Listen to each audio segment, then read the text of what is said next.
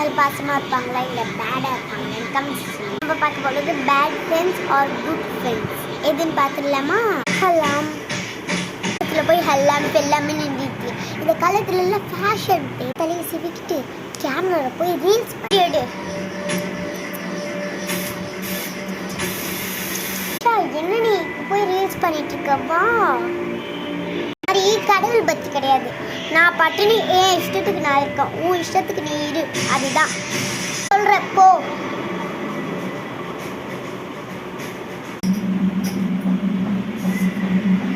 நிஷா என்ன யூடியூப்ல ஃபேமஸா இந்த அளவுக்கு லேப்டாப்லலாம் வர ஆரம்பிக்கிறா?